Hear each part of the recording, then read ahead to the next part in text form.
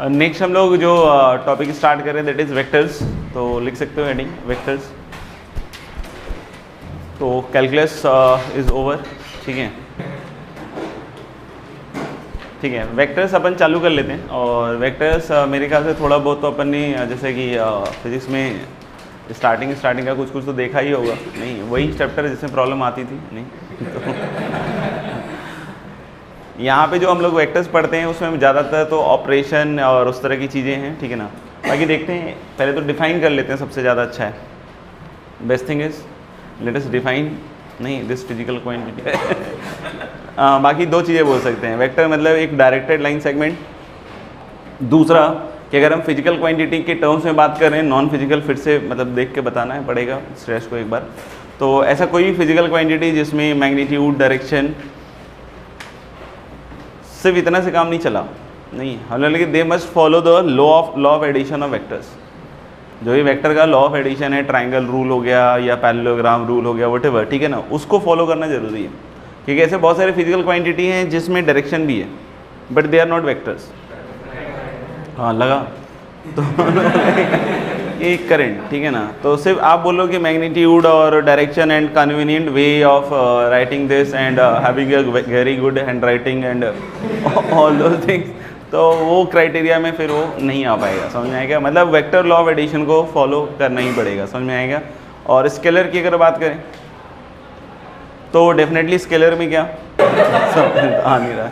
अच्छा, मैं क्या कह रहा हूँ कि उसमें फिर अपन सिर्फ क्या बोलते हैं, मैग्नीट्यूड, डायरेक्शन भी होने के लिए हो सकता है but it should not follow the basic criteria of what vector law of addition. समझ में आएगा? जो नॉर्मल एडिशन से काम चल रहा हो तो उसको अपन क्या कह सकते हैं, स्केलर। मतलब स्केलर में ऐसा नहीं कि डायरेक्शन, तो डायरेक्शन इज ऑप्शनल, हो भी सकता है नहीं भी हो सकता है। समझ में आएगा? But it should not follow the जो भी वेक्टर लॉ ऑफ क्या है, एडिशन। तो बेसिक क्राइटेरिया तो यही रखता है वेक्टर और स्केलर को अलग अलग करने के लिए। ठीक है, तो लिख सकते हैं वेक्टर में any physical quantity,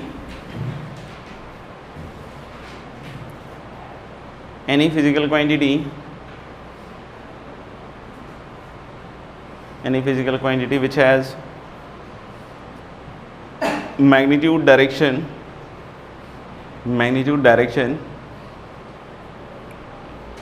and follows the vector law of addition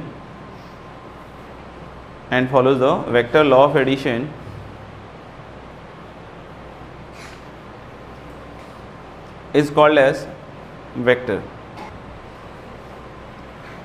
In language of mathematics, any directed line segment,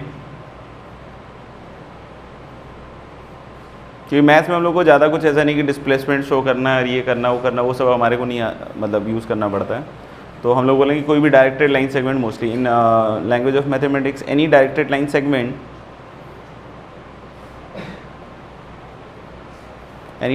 segment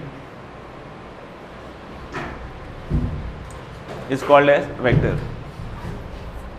जैसे कि हम लोग बोले कि कोई लाइन सेगमेंट है and that is directed like this, तो इसको हम लोग क्या कह सकते हैं, वेक्टर। अब हो सकता है वो सब पंचायत हो कि भाई अगर कोई वेक्टर आप डिनोट कर रहे हो तो जो लेंथ होना चाहिए वो उसके मैग्नीट्यूड से प्रोपोर्शनल हो, इस तरह की हो सकता है।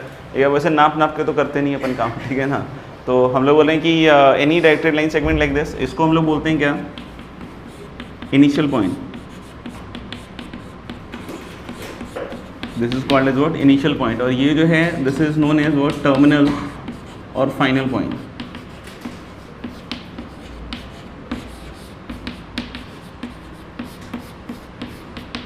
सो any directed line segment is called as a vector and मेरे ख्याल से क्लियरली बता दिया गया। और स्केलर में लिख सकते हैं any physical quantity which has a magnitude and may have direction, may or may not have direction, and follows simple law of addition can be called as scalar. ठीक है, तो अभी कुछ हम लोग और भी डेफिनेशंस देख रहे हैं वेक्टर में भी इन पर्टिकुलर। जैसे कि एक हम लोग बोलते हैं जीरो वेक्टर और नल वेक्टर, तो लिख लेना जीरो वेक्टर और नल वेक्टर। ज़ीरो वेक्टर और नल वेक्टर। तो ऑब्वियस आते इनिशियल पॉइंट और जो टर्मिनल पॉइंट है वो दोनों सेम हो जाते हैं, तो ऑब्वियस आते कि हम लोग उसको क्या बोलते हैं, ज़ीरो वेक्टर, मतलब मैग्नीट्यूड क्या हो, ज़ीरो। कोई अगर कोई बोले कि डायरेक्शन, तो डायरेक्शन इज़ इनडिटर्मिनेट, ऑब्वियस सी बात है कि हम ये नहीं बता सकते कि कौन सा डायरेक्शन होगा, ठीक है ना, समझ में आ रहा है, क्योंकि आप कोई भी डायरेक्शन बोलोगे that can be called as direction of zero vector, ठीक है। तो हम लोग बोल रहे हैं क्या कि that can not be defined, या you can take it arbitrary, मतलब अकॉर्डिंग टू सिचुएशन, समझ में आएगा। वैसे तो कोई डायरेक्शन के बारे में बोलना सही नहीं है, लिखना ज़ीरो वेक्टर में vector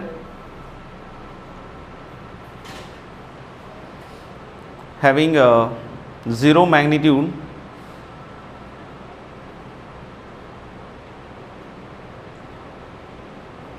a vector having zero magnitude is called as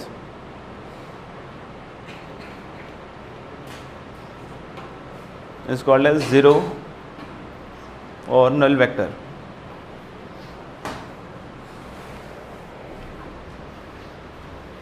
generally vectors denote करते समय हम स्मॉल लेटर्स का, अल्फ़ाबेट्स का यूज़ करते हैं, वैसे कैपिटल का भी कर लो, कोई इशू नहीं है ऐसा, तो ठीक है ना, और उसके ऊपर एक वेक्टर का सिंबल बना देते हैं, समझ में आएगा।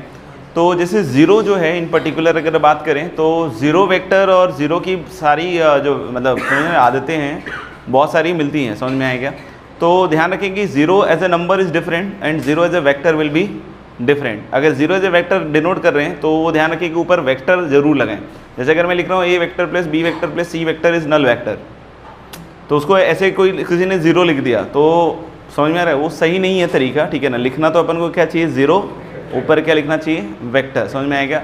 या बहुत सारे लिटरेचर में क्या है कि उसको डार्क कर दिया जाता है, समझ में आएगा, जो मतलब जो भी मतलब उसको डार्क कर दिया जाता है, समझ में आएगा। तो इन केस कहीं शीट में या इस तरह की जगह पे अगर वैसा ना दिखे तो वो समझ लेना कि वो करेक्शन है टाइप्स, समझ में आएगा, मतलब उसको एज अ वेक्टर ही आपको क्या करना चाहिए, रिप्रेजेंट, ठीक है। आगे हम लोग बढ़ रहे हैं ज़ीरो वेक्टर के आगे, नेक्स्ट लिख सकते हैं यूनिट वेक्टर।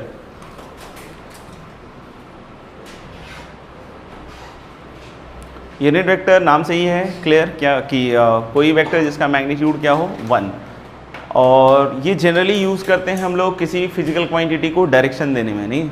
और हम लोग बोले कि डायरेक्शन कैसे, मतलब जनरली यूनिट वेक्टर को रिप्रेजेंट करने का तरीका होता है कि अगर कोई वेक्टर लिख रहे हो, unit vector in the direction of a vector, suppose we want to write unit vector in the direction of a vector, तो जनरली हम लोग इसको किससे रिप्रेजेंट करते हैं, a cap, and this can be written as what, a vector upon magnitude of this vector that is modulus of a, ठीक है ना। तो लिख सकते हो यूनिट वेक्टर में वेक्टर हैविंग मैग्नीट्यूड यूनिटी, और vector having magnitude unity is called as unit vector, is called as unit vector, and it is generally used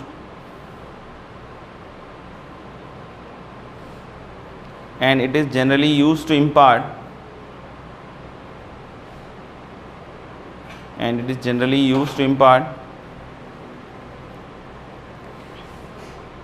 direction, and is generally used to impart direction to a physical quantity. A unit vector in the direction of a vector,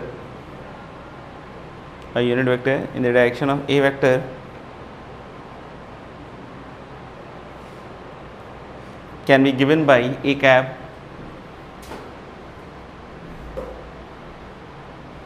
and is a cap equals a vector upon modulus of a, ठीक है सबके लिए। Next हम लोग क्या कह रहे हैं कि और भी डेफिनेशंस हैं, जैसे कि एक हम लोग बोलते हैं फ्री वेक्टर, एक बोलते हैं लोकलाइज्ड वेक्टर, ठीक है, मतलब वेक्टर के क्लासिफिकेशन के बारे में बोल रहे हैं कि एक तो हम लोग बोलते हैं फ्री वेक्टर और एक बोलते हैं क्या, लोकलाइज्ड वेक्टर।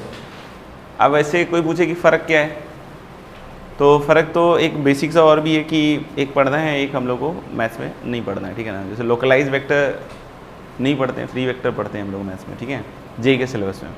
बोलोगे कि फ़र्क क्या है, तो सिंपल सा है कि हम किसी वेक्टर को स्पेस में, ये भी स्पेस ही है, तो हम किसी वेक्टर को समझ में आया, स्पेस में एक जगह से दूसरी जगह पे घुमा सकते हैं without affecting the magnitude and direction. अगर ऐसा करने पे मतलब इफ़ वी आर, समझ में आ रहा है कि कोई एक फिक्स्ड वेक्टर है, समझ में आ रहा है, फिक्स्ड वेक्टर मतलब डायरेक्शन मैग्नीट्यूड फिक्स है, ठीक है ना। तो if we are moving in space, समझ में आएगा, and the physical effect produced by it, physical effect produced by it does not changes, तो हम लोग उस तरह के वेक्टर को कहते हैं फ्री वेक्टर्स। नहीं, अगर फिजिकल इफेक्ट जो वेक्टर प्रोड्यूस कर रहा है अगर वो चेंज नहीं हो रहा है तो हम लोग उसको क्या बोलते हैं, फ्री वेक्टर। और अगर चेंज हो रहा है तो उसको क्या बोलते हैं, लोकलाइज वेक्टर। समझ में आएगा। तो जो जेई में है वो सिर्फ किसके बारे में पढ़ना है आपको, फ्री वेक्टर्स के बारे में। और लोकलाइज वेक्टर के बारे में हमारे को कोई डिस्कशन नहीं करेंगे। एग्जाम्पल के तौर पे बोले लोकलाइज वेक्टर या फ्री वेक्टर, डिस्प्लेसमेंट जैसे एक फ्री वेक्टर कंसिडर कर सकते हो आप, क्योंकि what ever is the amount of displacement in particular direction, आप किधर भी ले जाओ उसका फिजिकल सिग्निफिकेंस यही है कि the displacement in this direction. समझ में आएगा। तो उसको हम लोग कैसे ट्रीट कर सकते हैं, free vector. But on the other hand अगर कोई बोले कि force is an example of localize vector, क्योंकि physical effect produced by it will change, हिंसा वाली बातें नहीं करते हैं। नहीं, समझ रहे कि अगर हम लोग लाइन ऑफ एक्शन चेंज कर दें तो डेफिनेटली जो फिजिकल इफेक्ट है वो डिफरेंट हो जाएगा। जैसे सीसॉ का केस ले लो, टॉर्क वगैरह कुछ होता है ना यार, क्या होता है। अब ये हैंड राइटिंग में फील मत कर लेना कि सीसॉ है, मतलब समझ लेना, समझ में गया। तो इधर आपने कुछ फोर्स लगाया इस डायरेक्शन में, मैग्नीट्यूड पकड़ लेते हैं 10 न्यूटन, और इधर लगाया सेम फोर्स ऑफ क्या 10 न्यूटन, तो क्या बोलेंगे, जो फिजिकल इफेक्ट है, नहीं एट द सेम टाइम नहीं लगा रहे, we are applying it at 2 different moments. समझ में आएगा। तो मतलब जैसे पहले हम लोग यहाँ लगा रहे हैं, नहीं, तो जब हम इसको यहाँ पे लगा रहे होंगे तो नहीं, कौन सा डायरेक्शन हो गया, एंटी क्लॉकवाइज, वही देख रहा था कि ध्यान से पढ़ दोगे। नहीं तो ये क्लॉकवाइज हो गया। नहीं, अब हम लोग बोल रहे कि वही सेम मैग्नीट्यूड का फोर्स हम लोग सेम डायरेक्शन में इधर लगा रहे हैं, तो ये उल्टा हो जाएगा इस तरीके से, एंटी क्लॉकवाइज टाइप का। तो यानी कि जो फिजिकल इफेक्ट प्रोड्यूस हो रहा है वो अलग अलग हो रहा है। तो टॉर्क, फोर्स और इस तरह की, मतलब क्या, इसको क्या बोलेंगे, लोकलाइज। और फ्री वेक्टर में जैसे हम लोग डिस्प्लेसमेंट देख सकते हैं, और भी हो सकता है। अच्छा देख लेना, फ्री वेक्टर और लोकलाइज वेक्टर। फ्री वेक्टर और लोकलाइज्ड वेक्टर, उसमें लिख लेंगे free vectors are those vectors which when transform, free vectors are those vectors which when transformed into the space,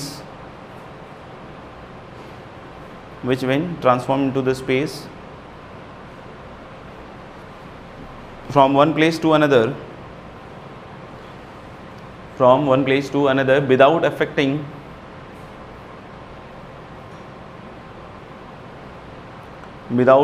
the magnitude and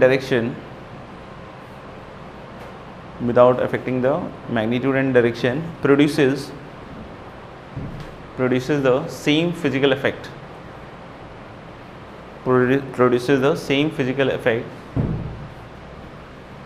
but if the physical effect produced by it changes, then it is called as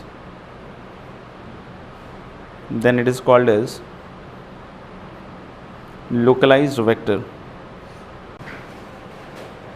So we have to only study about what, free vectors. अच्छा, next लिखेंगे equal vectors. कब बोलेंगे दो vector को equal, same magnitude and direction.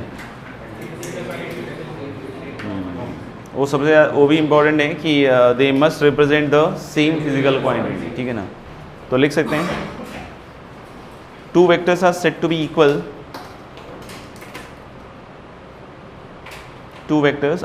Equal,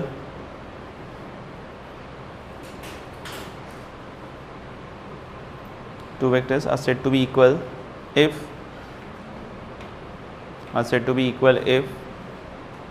they have same magnitude,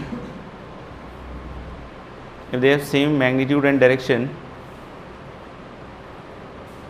if they have same magnitude and direction and must represent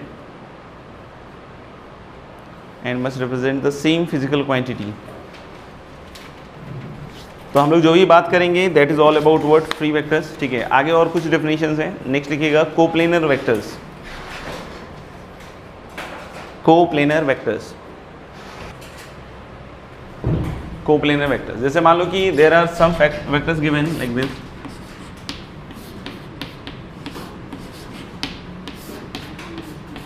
तो क्या इनको coplanar कह सकते हैं? श्योर है ना? तो हम लोग बोलें कि इनको अपन क्या कह सकते हैं? कोप्लेनर. मान लो कि एक ऐसा वेक्टर यहाँ पे, ठीक है, इस बोर्ड के पैरेलल है, तो क्या इन पांचों को कोप्लेनर कह सकते हैं? ठीक है, तो ये पांचों वेक्टर्स कैसे होंगे? कोप्लेनर.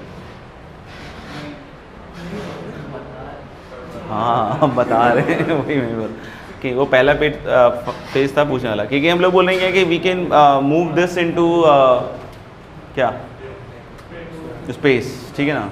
और अगर हम लोग बोलें कि इसको मूव कराते कराते हम यहाँ पे ले जाएं, ठीक है ना, इसी बोर्ड में चिपका दें यहाँ पे, ठीक है ना, तो अब भी से आते हैं कि इसके साथ हो जाएगा, मतलब इसी प्लेन में हो जाएगा. ठीक है, तो हम लोग कैसे डिफाइन करें कोप्लेनर वेक्टर्स? मतलब इस तरह से डिफाइन कर सकते हैं कि all of them must be parallel to the same plane. नहीं, vectors are said to be what? Coplanar if they all are parallel to the same plane. तो उनको हम लोग क्या कह सकते हैं? कोप्लेनर. आप देखोगे स्पेस में अगर कभी भी कोई दो वेक्टर की बात होगी तो they will be always coplanar. They will talk about any two vectors in space, तो हमेशा कैसे होंगे? कोप्लेनर. अगर कोई बोल रहा है कि नहीं सर एक ऐसा वेक्टर ले लिया अपन ने इस डायरेक्शन में और एक ऐसा वेक्टर ले लिया, तो are they coplanar? Answer is yes. क्योंकि आप जब इसको ले जाओगे, मूव करोगे, और मान लो कि टेल टू टेल या जैसे भी रखना चाहो, ठीक है ना, तो you can imagine a plane which will contain the two vector always. समझ में आएगा? तो उसको हम लोग क्या बोल सकते हैं? हमेशा कोप्लेनर. ठीक है, तो लिखना vectors are said to be coplanar. Vectors are said to be coplanar if their line segments are, vectors are said to be coplanar if their line segments are all parallel to the same plane. Two vectors in space are always coplanar. Two vectors in space are always coplanar. हाँ, next heading is collinear vectors. Collinear vectors को हम लोग parallel vector ही बोल देते हैं. नहीं, क्या बोलते हैं? पैरेलल वेक्टर ही बोलते हैं. तो कॉलिनियर वेक्टर्स और ऑब्लिक लिख सकते हैं आप क्या? Parallel vectors. कब कहेंगे दो वेक्टर को कॉलिनियर? जब दोनों के लाइन सेगमेंट्स क्या हों? पैरेलल. जब दोनों के लाइन सेगमेंट्स क्या हों? पैरेलल. अगर दोनों के लाइन सेगमेंट्स पैरेलल हैं तो the two vectors can be called as what? Collinear. अगर दो नॉन जीरो वेक्टर्स हैं ए और b and if they are collinear तो they can be always expressed by the mathematical relation a vector equal to lambda times b vector, जहाँ lambda क्या होगा? आपका कोई भी स्केलर. अगर लैम्डा पॉजिटिव है तो उसको हम लोग बोलते हैं लाइक पैरेलल वेक्टर्स. लैम्डा अगर पॉजिटिव है तो क्या बोलते हैं उसको? Like parallel vector. और लैम्डा अगर नेगेटिव है तो उसको बोलते हैं अनलाइक पैरेलल वेक्टर. समझ में आएगा? तो लिखना two vectors are said to be collinear. Two vectors are said to be collinear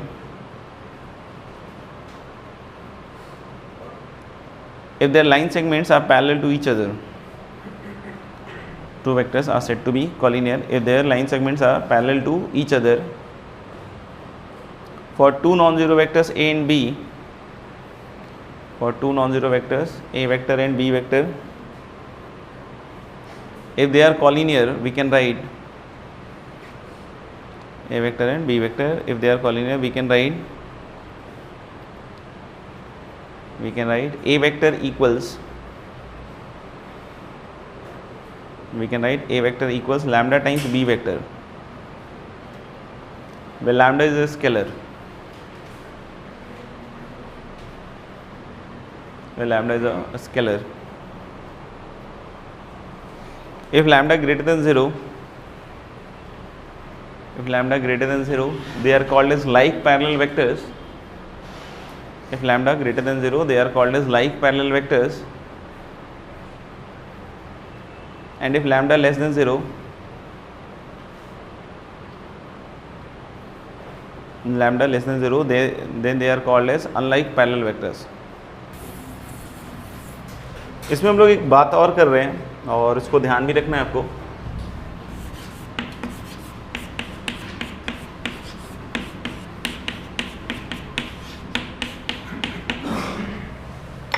कि सपोज कर लो कि दो वेक्टर्स हैं ए और बी वेक्टर, ठीक है ना, and they are non zero and non collinear.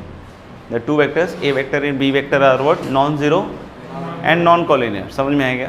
और ऐसा एक कोई रिलेशन लिखा हुआ है x a plus y b equal to 0 where x and y are scalars. तो what can we conclude from this? हाँ, हम लोग बोले कि यहाँ से सिर्फ एक ही कंक्लूजन आएगा कि एक्स और वाई को दोनों को साइमल्टेनियसली क्या होना पड़ेगा, 0। समझ में आएगा? क्यों? क्योंकि हम लोग बोले कि अगर दो नॉन कॉलिनियर वेक्टर हैं और नॉन जीरो है, तो एक तो कॉमन सेंस से भी आप देख सकते हो कि अगर दो नॉन जीरो और नॉन कॉलिनियर वेक्टर्स हैं,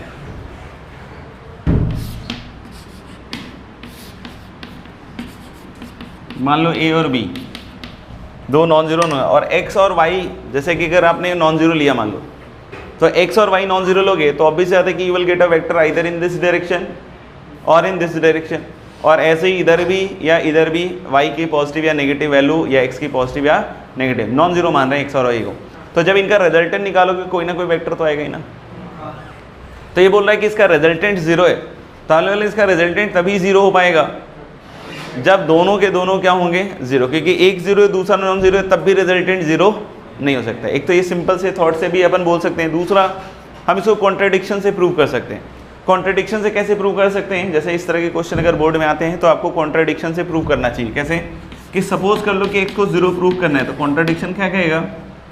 if possible suppose x non zero. और अगर एक्स नॉन जीरो है तो how can we treat this equation के we can divide this by a x. तो if we can divide it by x, तो ये इस तरह का एक रिलेशन आ जाएगा। ये तो एक नया स्केलर हो गया ना। तो अगर ये एक नया स्केलर है तो इसका मतलब ये रिलेशन क्या बोल रहा है? A vector equal to lambda times b vector, यानी ए और बी को क्या होना पड़ेगा, कॉलिनियर। जबकि पहले ही बोला है कि ए और बी नॉन जीरो है और कैसे हैं, नॉन कॉलिनियर। तो फिर से हम लोग इसको क्या बोल सकते हैं, कॉन्ट्रडिक्शन। और अगर ये फिर से अगर कॉन्ट्रडिक्शन है तो जो सपोज किया था दैट वाज रॉन्ग, और वहाँ से फिर से हम लोग क्या बोल सकते हैं, एक्स इक्वल टू 0। और लाइकवाइज हम वाई को भी 0 प्रूव कर सकते हैं। समझ में आएगा? तो लिखेंगे नोट करके, if a vector and b vector, if a vector and b vector are two non-zero non-collinear vectors, if a vector and b vector are two non-zero non-collinear vectors such that x times a vector plus y times b vector equal to 0, such that x a plus y b equal to 0, then this implies x equal to 0 and y equal to 0. This implies what? X equal to 0 and y equal to 0. बाकी अपने हिसाब से proof लिख लीजिए पूरा फिर से। अच्छा चलो कोई नहीं, लिख लिए। अच्छा एक दो वर्ड है, एक तो हम लोग बोलते हैं क्या, लीनियरली इंडिपेंडेंट, और एक बोलते हैं लीनियरली डिपेंडेंट। दो वर्ड यूज़ करते हैं, लीनियरली इंडिपेंडेंट और लीनियरली डिपेंडेंट। इसका डेफिनेशन हम आगे चल के देखेंगे, ठीक है ना। बट यहाँ पे ध्यान रखना कि अगर दो non zero non collinear vectors हैं तो उसको हम लोग क्या बोलते हैं, लीनियरली इंडिपेंडेंट। उसको हम लोग क्या बोलते हैं, लीनियरली इंडिपेंडेंट। समझ में आ रहा है? तो लिख सकते हो चाहो तो, जैसे हो सकता है क्वेश्चन में बोले कि the two vectors are linearly independent. तीन वेक्टर के कॉन्टेक्स्ट में फिर से ये वर्ड का मतलब डिफरेंट हो जाएगा। अभी जो भी हम लोग बात कर रहे हैं वो सिर्फ कितने वेक्टर के कॉन्टेक्स्ट में बात कर रहे हैं, दो। तो दो वेक्टर के कॉन्टेक्स्ट में अगर कोई बोलता है लीनियरली इंडिपेंडेंट है, मतलब वो वेक्टर्स कैसे होंगे, नॉन जीरो और नॉन कॉलिनियर। तो क्वेश्चन में कभी ऐसा लगेगा कि the to linearly dependent vectors, उसका मतलब दोनों वेक्टर कैसे हो गए, कॉलिनियर। दोनों वेक्टर कैसे हो गए, कॉलिनियर। तो लिख सकते हो नोट करके फिर से, two non zero non collinear vectors two non-zero non-collinear vectors are said to be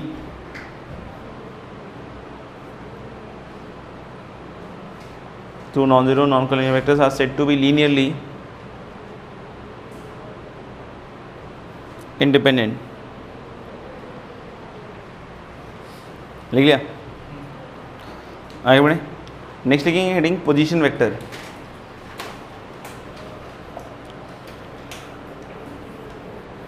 next heading क्या लिखेंगे? Position vector.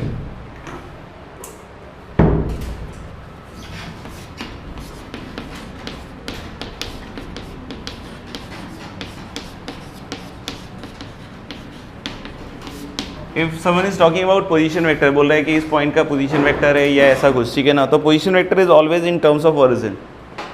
पोजीशन वेक्टर हमेशा किसके टर्म्स में लिखा जाता है? ओरिजिन। जैसे अगर कोई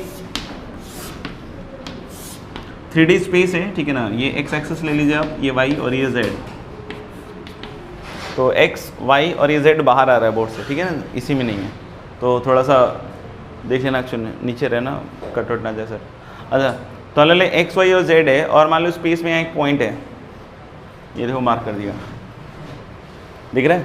तो अब अगर कोई बोल रहा है इस पॉइंट का पोजीशन वेक्टर, तो हम लोग बोल रहे हैं कि जो ओरिजिन है और इस पॉइंट को ज्वाइन करने वाला जो वेक्टर है, मान लो इस पॉइंट को पी कहते हैं, ठीक है, और ओ टू पी, तो ये जो वेक्टर बनाओगे तो इस वेक्टर मतलब समझ रहे हैं, इस वेक्टर को हम इस पी पॉइंट का क्या बोल सकते हैं?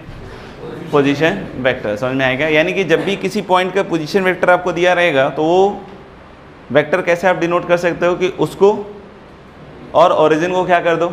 ज्वाइन। समझ में आएगा? जैसे कि आप देख सकते हो, मान लो कि ये जो पॉइंट P है, इसको थोड़ी देर के लिए यहाँ पे अपन मान लो टिका दिया और इसके कोऑर्डिनेट्स मान लो x y z है, नहीं इसके कोऑर्डिनेट्स क्या है? x y z। तो यू कैन सी कि अगर कोऑर्डिनेट्स x y z है तो position vector will B x i cap plus y j cap plus z k cap, और अगर position vector x i cap plus y j cap plus z k cap है तो coordinate क्या हो जाएगा? x y z। समझ में आएगा? बोल सकते हो, देख भी सकते हो, जैसे कि यहाँ से एक परपेंडिकुलर ड्रॉप कर दो ZX प्लेन में, किसी भी प्लेन में कर सकते हो। मान लो ये P डैश है, तो हम लोग बोले कि ये ऐसे आ गया और ये ZX प्लेन हो गया, तो हमारे पास ये पॉइंट था XYZ और इसको मैंने जब यहाँ परपेंडिकुलर ड्रॉप किया, ये पॉइंट P डैश मिला। ये कहाँ मिला? XZ plane. XZ प्लेन तो तभी बनाऊंगा ना जब Y 0 होगा, नहीं, और हम लोग बोल रहे हैं X और Z में कोई चेंज तो कर नहीं रहे, तो हम लोग बोल सकते हैं कि ये जो पॉइंट है x, 0, z। अब ये जो xz प्लेन है, नीचे देखना ध्यान से, xz प्लेन पे सपोज कर लो हम xy प्लेन लेते थे और इस पॉइंट से अगर हम परपेंडिकुलर ड्रॉप कर देते हैं x एक्सिस y एक्सिस पे, तो x एक्सिस पे परपेंडिकुलर ड्रॉप कर देते तो ये हो जाता था y, और इधर ड्रॉप कर देते तो क्या हो जाता था? x। तो अगर मैं ये जो xz प्लेन है इसमें एक परपेंडिकुलर ड्रॉप कर दूं इधर और इधर, तो ये वाला जो हो जाएगा ये क्या हो जाएगा? z, और ये वाला कितना हो जाएगा? x, और ये क्या है? y। ये क्या है? y। तो आप देख सकते हो कि आपको सारे लेंस मेरे ख्याल से तो क्लियर हो गए, ठीक है ना। तो अगर मैं कोई पूछे कि ये वाला वेक्टर बताओ, तो इसके अलोंग एक वेक्टर मैं बोल सकता हूँ एक्स आई कैप। क्यों? क्योंकि अगर ये लेंथ x है तो इसके अलोंग एक यूनिट वेक्टर एक्स एक्सिस के अलोंग क्या बोलते हैं हम लोग? आई कैप। और अगर कोई बोले कि ये वाला, सही है क्या, तो ये वाला कितना है? z, तो ये आपको तो समझ में आ रहा है कि रेक्टेंगल ही बनता है, तो ये वाला वेक्टर क्या हो जाएगा? z k cap. अगर कोई पूछता है आपसे कि ये वाला वेक्टर बताओ, हाँ, तो ले ट्रायंगल लॉ ऑफ एडिशन या जो कुछ भी पैरेललोग्राम लॉ ऑफ एडिशन लगाओगे तो that will give you x i cap plus Z के कैप, ये वाला वेक्टर। ये वाला जो वेक्टर है यहाँ से यहाँ, ठीक है ना, ये पॉजिटिव वाई एक्सेस के अलॉन्ग है, तो हम लोग बोल रहे हैं ये वाला क्या हो जाएगा? Y j cap. तो अब आप फिर से चाहोगे कि अगर ये वेक्टर निकालना है ओपी, जिसको हम लोग क्या बोल रहे हैं? Position vector. ओपी वेक्टर को क्या बोल रहे हैं? Position vector. तो ये देख सकते हो एक्स आई प्लस जेड के और प्लस क्या हो जाएगा? वाई जे, यानी कि हम लोग बोल रहे हैं कि this position vector will B x i cap plus, तो अगर कोऑर्डिनेट्स एक्स वाई जेड हैं, कोऑर्डिनेट्स क्या है? एक्स वाई जेड, तो हम लोग बोल सकते हैं क्या कि this can be written as OP vector can be written as x i cap plus y j cap और प्लस क्या लिख सकते हो? जेड के कैप। मान लो कि दो पॉइंट हैं P और Q, देयर आर 2 पॉइंट्स और P एंड Q। तो ये ओरिजिन है, तो अभी से आता है कि कोई बोल रहा है PQ वेक्टर, P2Q, क्या लिखना है? PQ vector. अगर इसको in terms of origin, in terms of position vector of P और Q लिखोगे तो दिस विल ऑलवेज लास्ट का पोजीशन वेक्टर माइनस फर्स्ट का, यानी इसको हम लोग हमेशा कैसे लिख सकते हैं? OQ, और माइनस क्या लिख सकते हैं? OP।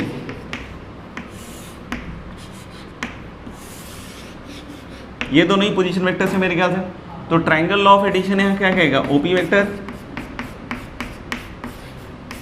प्लस PQ वेक्टर और इक्वल टू कितना हो जाएगा? तो दिख रहा है ना, PQ वेक्टर कितना आ जाएगा? OQ minus OP। तो कभी भी किसी वेक्टर को in terms of their position vectors लिखना हो, समझ में आएगा, तो हमेशा लास्ट माइनस क्या कर सकते हैं? First. It is not necessary कि सिर्फ ओरिजिन के लिए लिख सकते हो। अगर कोई जनरल पॉइंट भी अगर मान लो कि ए के टर्म में लिखना चाहते हो, जैसे बहुत बार सिंप्लीफिकेशन के लिए आपको PQ वेक्टर किसी ए के टर्म में लिखना पड़े, तो फिर से वैसे ही करना है, AQ वेक्टर और माइनस क्या लिख सकते हो आप? AP वेक्टर, क्योंकि वो तो इन जनरल कोई पॉइंट ही लिखा है ना, वो को काट के मैं ए बोल दूंगा तो क्या दिक्कत आएगी? समझ में आएगा? तो वैसे लिख सकते हो, तो लिख लो, ठीक है। नेक्स्ट आप हेडिंग लिख सकते हो सेक्शन फॉर्मूला, ठीक है। Next heading is section formula.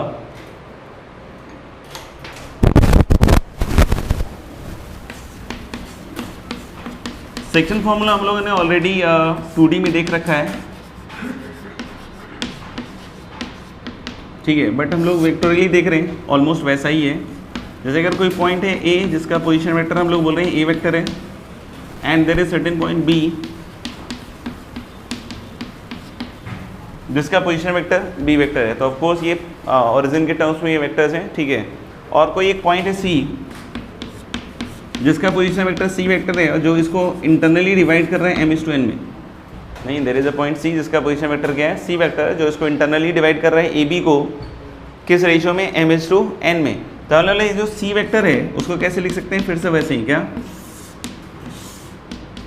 m times B vector और plus n times A vector, और नीचे फिर से आप क्या लिख सकते हो? m plus n। और जैसे ही अगर एक्सटर्नल डिवीजन होगा तो वहाँ प्लस प्लस की जगह क्या आ जाएगा?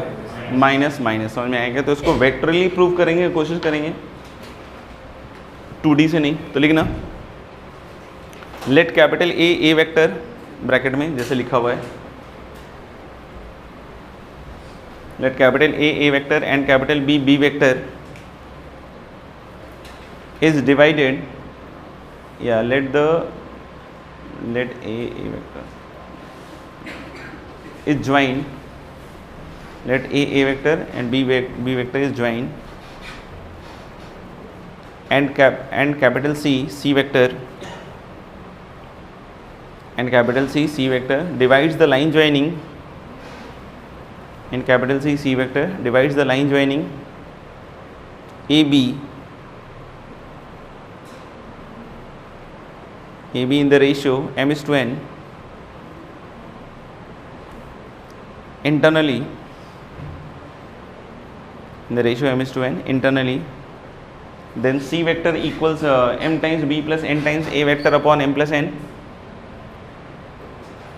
और दूसरा अगर एक्सटर्नली लिखोगे, पहला इंटरनली, तो C vector is this much, और दूसरा एक्सटर्नली में क्या लिखोगे? C vector equal to m times B vector minus n times A vector upon m minus n। Prove करेंगे। तो मेरे ख्याल से काफ़ी इजी है प्रूव करना वैसे तो।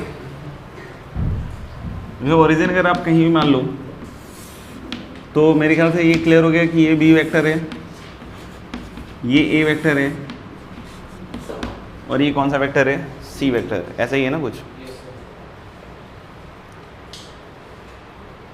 तो हम लोग एक तो ये सोच सकते हैं कि जैसे ये जो वेक्टर होगा कौन सा? A to C,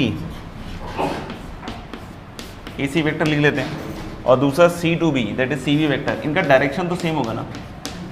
नहीं, A to C और C to B, ये जो दो वेक्टर्स हैं इनका डायरेक्शन क्या होगा? सेम। मैग्नीट्यूड में डिफरेंट होंगे। तो मैं क्या कह रहा हूँ कि अगर हम AC को n से मल्टीप्लाई कर लें और CV को m से मल्टीप्लाई कर लें तो इनका मैग्नीट्यूड भी सेम हो जाएगा। ठीक है, देख सकते हो ना कि जब डिवाइड करोगे तो मॉड ए सी अपॉन मॉड सी बी किसके बराबर आ जाएगा, एम अपॉन एन, मॉड ए सी और अपॉन मॉड सी बी, ये एक्चुअली रेशियो किसके बराबर है, एम इज टू एन। तो मेरे ख्याल से ये लिख सकते हो, और इसको in terms of position vector लिखो तो ओ सी माइनस ओ ए, और इधर क्या आएगा ओ बी, और माइनस क्या आएगा ओ सी। तो यहाँ से आप देख सकते हो जो सी वेक्टर होगा एम टाइम्स बी वेक्टर, सही है क्या, और प्लस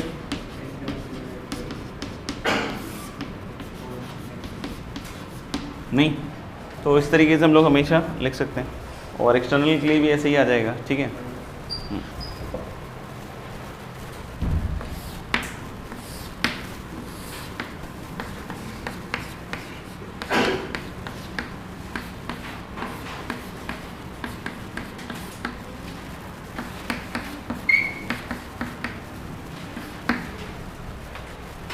एक ट्रायंगल ले रहे हैं जिसमें हम लोग बोलेंगे कि वर्टाइसेस क्या हैं, ए बी सी, और ये इसके क्या हैं, पोजीशन वेक्टर्स। ठीक है, तो ये सब ऑलरेडी किया हुआ है तो इसलिए दोबारा नहीं बोल रहा हूँ मैं, 2D में, और with the help of section formula prove किया था। सेंट्रोइड, सेंट्रोइड कितना आएगा, अल्फा वेक्टर और प्लस गामा बाई 3। दूसरा अगर कोई पूछे इन सेंटर, तो उसमें लेंथ ऑफ साइड्स भी इन्वॉल्व हो जाते हैं, नहीं, तो इसको हम लोग कैसे लिखते हैं, a times alpha vector plus b times beta vector plus c times gamma vector upon, ऐसे ही, नहीं। फिर अगर कोई पूछे कि ऑर्थो सेंटर, तो याद हो tan A tan B tan C के टर्म में लिखते थे हम, नहीं, तो ऑर्थो सेंटर हम लोग कैसे लिख सकते हैं, फिर से sigma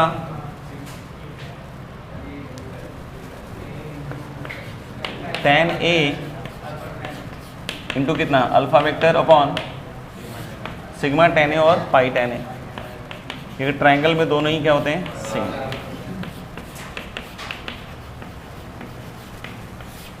and then comes what, सर्कमसेंटर।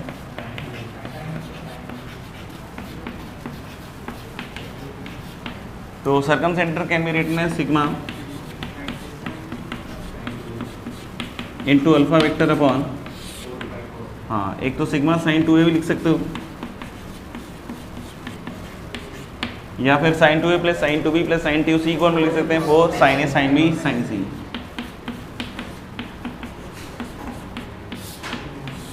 लिखेंगे, लिख लिया। जैसे ये चीज़ हम लोगों ने 10th से पहले ही किया होगा,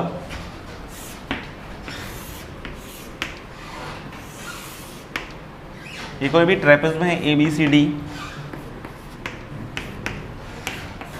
नहीं, there is some trapezium what A B C D, और ये जो लेग्स हैं ट्रेपेज़्म के, इसके मिड पॉइंट्स को ज्वाइन कर दें, इसको हम लोग बोलते हैं मीडियन ऑफ द ट्रेपेज़्म, पहले ही बता चुका हूँ। ठीक है ना, मतलब इसको मीडियन ऑफ द ट्रेपेज़्म बोलते हैं, और ये जो इसका ई एफ है, इसका length is half the sum of the parallel sides, that is A B and C D, and parallel to the parallel sides. Good, तो ये दो रिजल्ट हम लोग को ऑलरेडी पता है, इसको वेक्टरली आपको प्रूव करना है। ठीक है, तो लिखना prove vectorially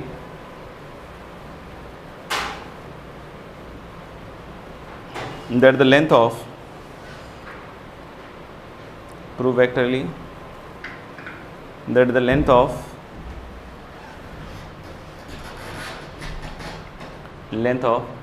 the line segment, prove vectorly that the length of the line segment joining the midpoints of the non-parallel sides, line segment joining the midpoints of the non-parallel side, midpoint of the non-parallel sides of a trapezoid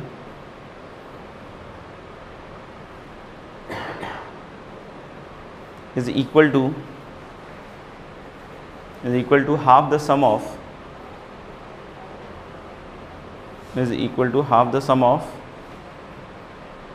the parallel sides is equal to half the sum of the parallel sides and is parallel to the parallel sides. तो vector में हम लोग को इस तरह के situations बहुत सारे सॉल्व करने को मिलेंगे, ठीक है ना।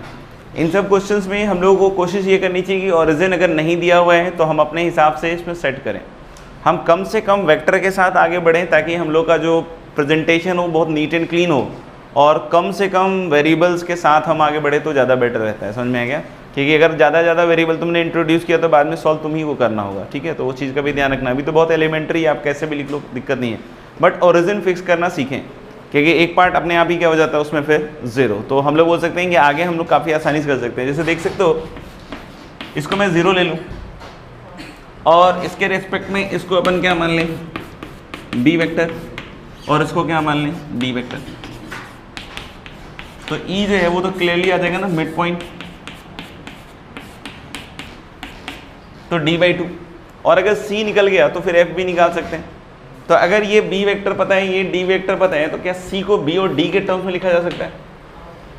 क्या बोलो, ठीक है ना। तो हम लोग बोल सकते हैं b माइनस डी तो पता नहीं, b प्लस डी तो लोग गलती करते भी हैं, लेकिन अलग ही अपने उसमें चल रहा है। हम लोग बोले कि ये b वेक्टर नहीं है, पहले ध्यान रखना, ये लैम्डा b वेक्टर है। दिस इज कॉलिनियर b, तो इसको हम लोग क्या लिख सकते हैं, लैम्डा b। तो b प्लस डी भी नहीं लिख सकते, हम लोग क्या लिख सकते हैं उसको, d vector plus lambda b। तो ये एक वेक्टर क्या हो जाएगा, d vector plus lambda times what, b vector. और फिर से ये मिड पॉइंट लिखोगे आप, तो d/2 plus lambda plus 1/2 into क्या आ जाएगा, b। ये समझ में आ गया वो कैसे है, दोनों का सम अपॉन क्या करेंगे, 2। तो जब आप ये EF वेक्टर निकालोगे तो f का पोजीशन वेक्टर माइनस e का पोजीशन वेक्टर लिखोगे तो d/2 साफ हो गया, और that is lambda plus 1/2 into b, यानी म्यू टाइम्स b हो गया। तो वो ऑब्वियस है b वेक्टर क्या हो गया, पैरेलल। और मैग्नीट्यूड भी निकालोगे तो वो lambda plus 1/2 into modulus of क्या आ जाएगा, b। और वो देख सकते हो कि इन दोनों का सम अपॉन 2 करोगे तो वो भी वही देगा, ठीक है। बाकी फिर अपन अगली क्लास में देखते हैं। Next we are defining is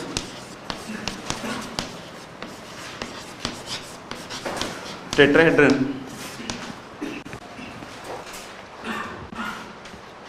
तो टेट्राहेड्रन जैसे पिरामिड अपन जानते हैं क्या, हाँ।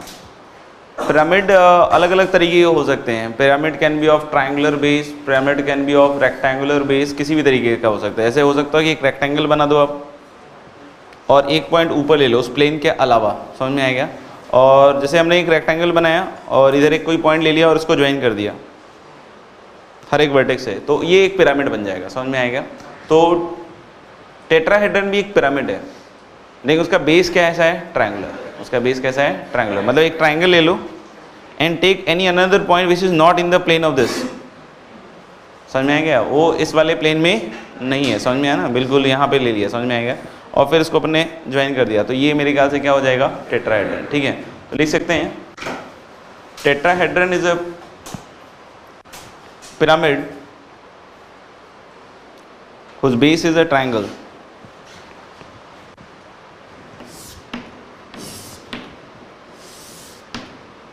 whose base is a triangle।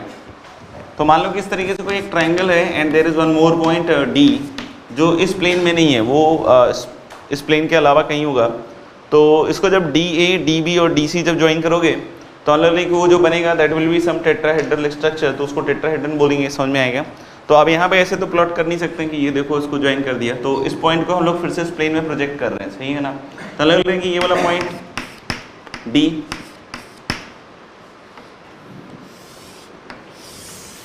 तो ये जो तीन लाइन्स हैं AD, BD और CD, ये तीनों प्लेन के बाहर हैं, और जो ABC है वो इस प्लेन में है, समझ में आएगा। तो दिस विल बी टेट्राहेड्रन। तो टोटल आप देख सकते हो कितने एज हो गए इसके, 6। इसमें एक टर्म हम लोग यूज करते हैं ऑपोजिट एज। तो ऑपोजिट एज अगर किसी भी एज का देखोगे, जैसे मान लो कि कोई बोलता है AD का ऑपोजिट एज, तो जो नहीं बोला वो है क्या, नहीं बोला, BC, समझ में आएगा। तो इस तरीके से हम लोग बोल सकते हैं क्या कि ये ऑपोजिट एज का मेरे ख्याल से क्लियर हो गया, समझ में आ रहा है क्या। तो इसमें कुछ रिजल्ट्स हैं, उसको भी अभी अपन देखने वाले हैं, ठीक है। जैसे इसमें one of the result is कि अगर हम लोग टेट्राहेड्रन के जो वर्टाइसेस हैं उसको दूसरे साइड के मतलब जो ऑपोजिट फेस के सेंट्रॉइड से ज्वाइन करें, नहीं ऑपोजिट फेस के क्या करें, सेंट्रॉइड से ज्वाइन करे, तो how many such lines will be there? 4, क्योंकि एक ए से निकलेगा, एक बी से निकलेगा, एक सी से निकलेगा और एक डी से निकलेगा। समझ में आएगा? तो हम लोग बोल सकते हैं कि ये जो चारों लाइंस होंगी ये कंकरेंट होंगी, और जो पॉइंट ऑफ कंकरेंसी है यू विल सी कि उसका जो कोऑर्डिनेट आता है, ठीक है ना, वो उसको हम लोग क्या कहते हैं? Centre of the tetrahedron. मतलब actually they all pass through the centre of the tetrahedron, मतलब जो पॉइंट ऑफ कंकरेंसी है that is the centre of the tetrahedron. समझ में आएगा? बोलोगे कैसे? तो देख लो एक बार, किसको ऑपोजिट फेस के सेंट्रॉइड से मिला दिया। समझ में आएगा? ये ध्यान रखना, ये जो बी डी है और ये मान लो कि कोई पॉइंट अगर हमने इसको जी बोला है तो ये इंटरसेक्ट नहीं कर रहा है, ठीक है ना। ये बी डी बाहर की तरफ है और ये जो प्लेन है, समझ में आ रहा है क्या? ये sp3 हाइब्रिडाइजेशन टाइप का है, dsp2 नहीं लेंगे, नहीं फील आ रहा है ना एकदम। तो मेरे ख्याल से ये दिख रहा है कि अपन ने ए को जी से ज्वाइन किया है, और अगर ये इसका क्या नाम से सेंट्रॉइड है और इसके पोजीशन वेक्टर अगर हम क्रमशः मान लेते हैं ए बी सी और क्या डी, तो ये जो पॉइंट जी होगा देखना b plus c plus d by 3, ये अपन ने लास्ट क्लास में देखा हुआ है। मोर ओवर ये जो लाइन ज्वाइनिंग ए और जी है इसके ऊपर एक जरूर पॉइंट होगा, मैं इन पॉइंट्स के कोऑर्डिनेट को देखते हुए बोल रहा हूँ कि जो उसको 3:1 में डिवाइड कर रहा होगा, ऊपर से नहीं डिवाइड कर रहे हो 3:1 में, तो ये जो पॉइंट होगा ये क्या हो जाएगा? a plus b plus c plus d by 4, इसी को हम लोग क्या बोलते हैं? Centre of the tetrahedron. ऐसे अगर तुम कोई भी लोगे, जैसे मान लो कि कोई बोलता है कि सर d से b को ज्वाइन कर लो, या कोई और ले लो, b से हम लोग इस वाले को ज्वाइन करते हैं, तो ये पॉइंट बोलो क्या? a plus c plus d by 3,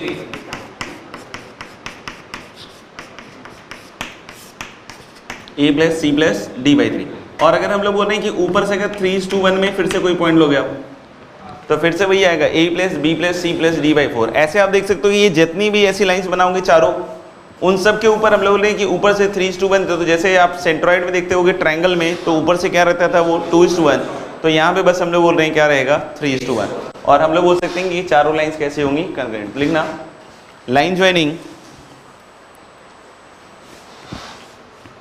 joining the vertices of the tetrahedron, line joining the vertices of the tetrahedron to the centroids of the opposite faces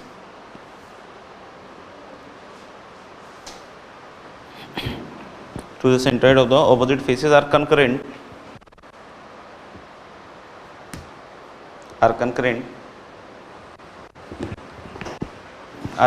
and the point of concurrency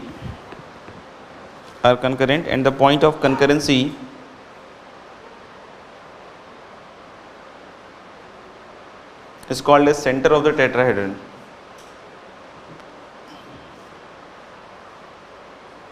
And the point of concurrency is called as center of the tetrahedron. ठीक है, बाकी ये लिख लो। एक और result है, बोलो तो उसको भी क्लियर कर ही लेते हैं। सुनना, एक और रिजल्ट क्या है कि आप अगर ऑपोजिट एज के मिड पॉइंट्स को ज्वाइन करो, नहीं ऑपोजिट एज, जैसे एडी का ऑपोजिट एज कौन सा हो गया? बीसी। इसके अगर हम लोग बोल रहे हैं क्या कि मिड पॉइंट्स को ज्वाइन करो, this will also pass through the centre of the tetrahedron. तो हम लोग बोलेंगे कि मिड पॉइंट्स ऑपोजिट एज के ज्वाइन किया, और हम लोग बोलेंगे कि ये जो लाइन होगी, ये जो लाइन सेगमेंट होगा, ये भी किससे पास करेगा? Centre of the tetrahedron. More over ये जो लाइन होगी ये वहाँ बाइसेक्ट होगी। समझ में आएगा? और ये आप देख सकते हो कि ये जो पॉइंट है ये है a प्लस डी बाई 2, और इधर कितना है? b plus c by 2। और इसका जब मिड पॉइंट निकालोगे तो इन दोनों का सम अपॉन 2 करोगे, मतलब a plus b plus c plus d by 4। तो एक और रिजल्ट लिख लेना second, the join of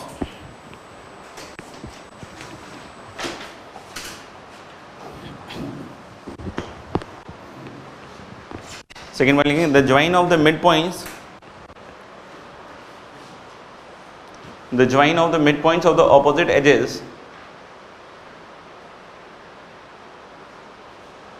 the join of the midpoints of the opposite edges of a tetrahedron also passes through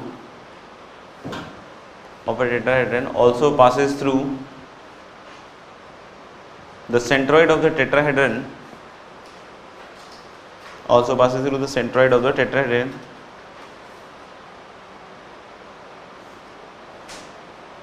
and it is bisected at this point. सही आगे बढ़े। जैसे एक 3D ऑब्जेक्ट अभी हम लोगों ने देखा क्या, टेट्राहेड्रन, वैसे एक और 3D ऑब्जेक्ट जो कि हम लोग को थ्रू आउट वेक्टर 3D में देखने को मिलेगा,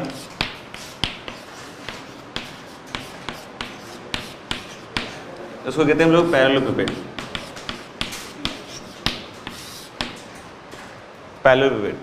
जैसे टेट्राहेड्रन के बारे में मैंने क्या बताया कि वो पिरामिडल स्ट्रक्चर है। ये जो है ये प्रिज्म है।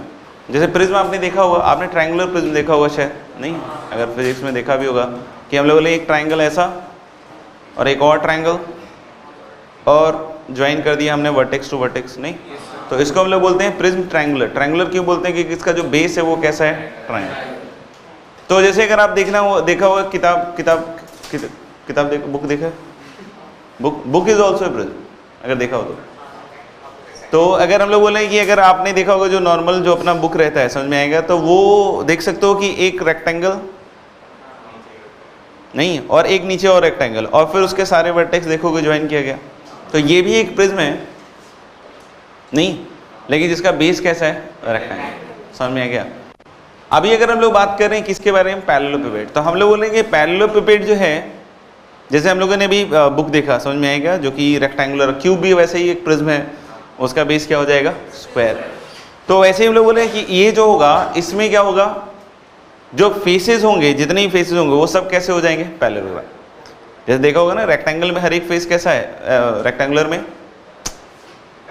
हाँ मतलब ऑब्वियसली अगर कोई दो बराबर हो जाए तो हो सकता हो कि वो पर्टिकुलर फेस स्क्वायर में बदल जाए, लेकिन उसको बोलने के लिए बोलेंगे तो क्या, रेक्टेंगल। समझ में आया क्या। तो मेरे ख्याल से क्लियर है कि ऐसे ही पैरेललोपिपेड क्या हो गया, एक प्रिज्म, लेकिन उसका हर एक जो फेस होगा वो कैसा होगा, पैरेललोग्राम। उसका हर एक फेस कैसा होगा, पैरेललोग्राम। तो लिख सकते हो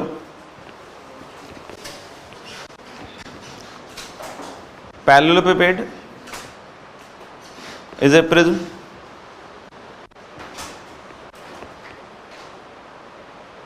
whose base is a parallelogram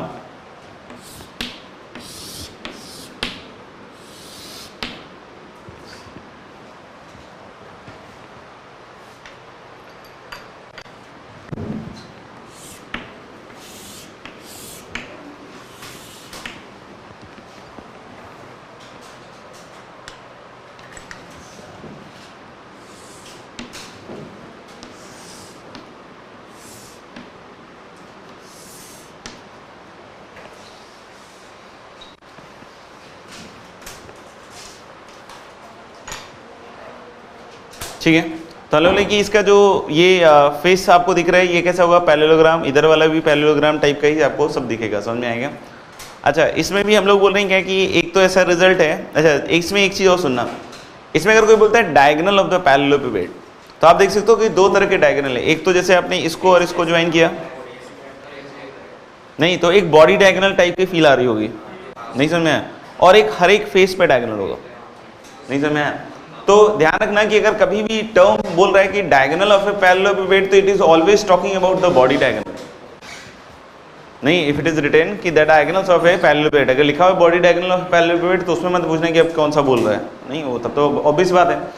हाँ, फेस डायगोनल के लिए हम लोग बोल रहे हैं कि हमेशा वो लिखेगा वर्ड क्या, फेस डायगोनल, समझ में आएगा। लेकिन अगर सिर्फ डायगोनल वर्ड यूज है तो it is talking about the body diagonal. तो ये जो चारों डायगोनल आप देख रहे होगे, मेरे ख्याल 4 दिख रहा होगा सबको, नहीं तो ये जो चारों डायगोनल आप देख रहे होगे, तो हम लोग बोल रहे हैं कि ये चारों डायगोनल भी कंकरेंट होता है। जैसे अगर हम लोग इनके नामांकन कर दें,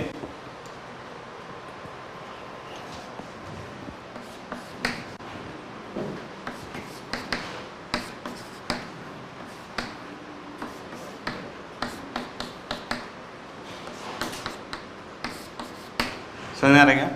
तो हम लोग बोले कि एक तो इसका आएगा कौन सा, ओ जी, एक क्या आएगा, बी डी, ऐसे ही क्या आएगा आपका ए ई, और ऐसे ही क्या आएगा एफ और सी। तो ये जो चारों बॉडी डायगोनल्स है all of them will be concurrent, नहीं all of them will be concurrent. और वो जो पॉइंट ऑफ कंकरेंसी है वो फिर से आप देखोगे that is going to be centre of the parallelepiped, that is going to be centre of the parallelepiped. अगर कोई बोले कि सर कैसे करके दिखाना है, तो देख सकते हो कि मैंने यहाँ एक ओरिजिन फिक्स कर दिया है। तो जनरली जब पैरेललोपिपेड में अगर कहीं ओरिजिन फिक्स नहीं हो तो हम लोग ओरिजिन अपने हिसाब से क्या कर सकते हैं, फिक्स। समझ में आया क्या? आप देख सकते हो कि ये जो वेक्टर्स हैं, नहीं अलोंग दिख रहा है एजेस, एक OB है, एक OC है, तो इनके पोजीशन वेक्टर हम लोग क्या मान रहे हैं, A वेक्टर, B वेक्टर और C वेक्टर। अब जितने ही वर्टेक्स है सब इसके टर्म में लिखे जा सकते हैं, तो इसके लिए अननेसेसरी नए वेक्टर्स यूज करने की जरूरत नहीं। कभी भी ऐसा पैरेललोपिपेड के साथ हम कोई कैलकुलेशन कर रहे हो तो ये जो तीन, इसको हम लोग बोलते हैं को टर्मिनस एजेस, ये जो तीन एजेस दिख रहे हैं OA, OB और OC, इनको हम लोग क्या बोल सकते हैं, को टर्मिनस एजेस। अब बोलोगे कि उसका मतलब ऐसे एजेस जो एक ही पॉइंट पे निकल रहे हो या टर्मिनेट कर रहे हो। समझ में आएगा? आप कोई बोले कि यहाँ टर्मिनेट कर रहे हैं या निकल रहे हैं तो आप सोच लो, क्योंकि डायरेक्शन तो ऐसा कुछ है नहीं। तो हम लोग बोले इनको बोलने के लिए क्या बोलते हैं, को टर्मिनस एजेस। समझ में आएगा? ऐसे को टर्मिनस एजेस बहुत सारे हैं। जैसे अगर कोई बोले सर EB, EG और EC, ये भी कैसा है, को टर्मिनस एजेस। समझ में आएगा? तो अगर कभी भी आपके पास तीन वेक्टर हैं नॉन कोप्लेनर, कैसे हैं तीन वेक्टर, कैसे हैं नॉन कोप्लेनर। समझ में आएगा? तो ये तीन वेक्टर से हमेशा आप एक पैरेललोपिपेड हमेशा बना सकते हो। नहीं समझ में आया? अगर कोई तीन नॉन कोप्लेनर वेक्टर हैं, मान लो कि अपने पास ला दो, एक और दो, गुड। तो अगर हम लोग बोल रहे हैं कि मान लो कि तीन ऐसे हैं आपके पास नॉन कोप्लेनर वेक्टर, अगर ये ऐसा हो जाए तो अलग बात है, हम लोग मान लेते हैं कोई भी एंगल थीटा पे, ठीक है ना, नॉट नेसेसरी 90 और 0 तो नहीं लेंगे ये 0 लेते ही तीनों वेक्टर कोप्लेनर हो जाएगा। समझ में आया? अच्छा, तो ये देख रहे हो तीन वेक्टर, पक्का? तो मैं इसमें क्या कर सकता हूँ कि एक पैरेललोग्राम बना सकता हूँ, ऐसे दिख रहे हैं यहाँ पे, इन दोनों का adjacent sides of the parallelogram मानते हुए। और फिर अब ये चार वर्टेक्स आ गए, तो इसी के पैरेलल वेक्टर्स बना दो और ऑफ सेम लेंथ। समझ में आएगा? और फिर ऊपर वाले को ज्वाइन कर दो, तो क्या बन गया ये पैरेललोपिपेड। समझ में आएगा? तो कभी भी ऐसा बोला कि तीन नॉन कोप्लेनर वेक्टर, अगर कोई बोलता है कि इन तीन नॉन कोप्लेनर वेक्टर से हम पैरेललोपिपेड बना रहे हैं, तो बना सकते हैं ना अपन। समझ में आएगा? तो इस चीज को हम लोग हमेशा दिमाग में रखेंगे कि any three non coplanar vectors can make a parallelepiped. अगर ये एंगल 90 हो जाएगा, ये भी एंगल 90 हो जाएगा, रेक्टेंगल बन जाएगा, ये सारे लेंस इक्वल हो जाएंगे, और सॉरी रेक्टेंगल बन जाएगा तो क्यूबॉइड हो जाएगा, और अगर ये सारे लेंस इक्वल हो जाएंगे तो क्यूब बन जाएगा। बस यही सब है। समझ में आएगा? तो मेरे ख्याल से आपके ये तीन कलम, धन्यवाद। अच्छा, तो ये सब क्लियर है। और हम लोग बोल रहे हैं क्या कि इन तीनों एजेस के थ्रू अगर हम जो वेक्टर्स मानेंगे उसके टर्म में सारे वेक्टर्स लिख सकते हैं अपन। समझ में आएंगे? जैसे कोई बोले E, तो पैरेललोग्राम लॉ ऑफ एडिशन सुना होगा कहीं ना कहीं, C और ये B, तो ये वेक्टर क्या हो जाएगा, B प्लस C। ऐसे ही हम लोग बोल रहे हैं कि अगर ये वाला फेस देखो पीछे वाला वाइट, तो OA और OB, तो ये क्या हो जाएगा आपके पास, और ये एक नीचे वाला दिख रहा होगा OCDA, तो ये वाला कौन सा बन जाएगा आपका, C प्लस A। सही है ना?